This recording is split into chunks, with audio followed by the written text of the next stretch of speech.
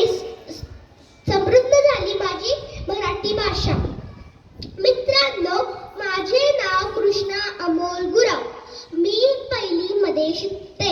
मी तुम्हाला आज शिवाजी महाराज बद्दल काहीतरी सांगणार आहे. आजच्या आईला वाटतं की माझ्या बाळानं शुभ व्हायचं असतं.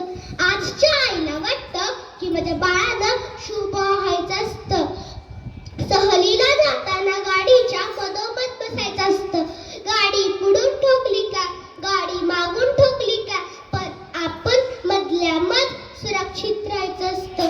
आणि माझ्या आईला वाटतं माझ्या बाळानं शुभ व्हायचं असतं. कुणाच्या एक्क्यात लागायचं नसतं, कुणाच्या दोन्यात लागायचं नसतं ना बाबा, कुणाच्या एक्क्यात लागायचं नसतं, कुणाच्या दोन्यात लागायचं नसतं, पण आपण आपलंच बघायचं असतं.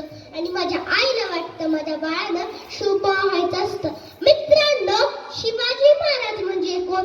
350 वर्षापूर्वी जिजाऊंच्या कुशीत जन्मलेलं बाळ म्हणजे शुभा. गनिम इंग्रज फ्रेंचांसारख्या अत्याचाराचा काळ म्हणजे शुभा. एकीकडे संयमाचा घाट म्हणजे शुभा. सळसळत्या रक्ताची लाट म्हणजे शुभा. सामाजिकता, धार्मिकता, नैतिकता ह्यांसारख्या विचारांची तुळस म्हणजे शुभा. ह्यांसारख्या विचारांची तुळस म्हणजे शुभा.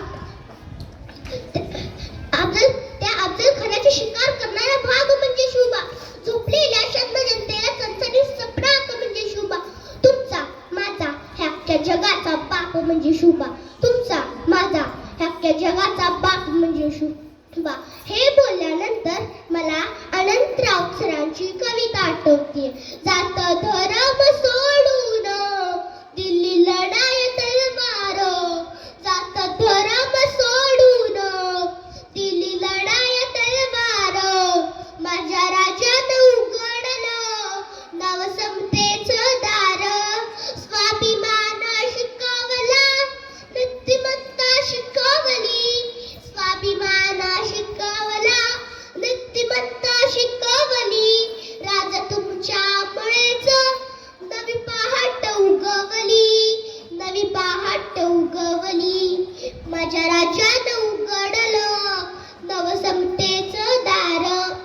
आला जाळीत अपजल्ल्या सारे जनतेचं रान, बाटविला पतिव्रता, लुटली अब्रूची खान, लुटली अब्रूची खान.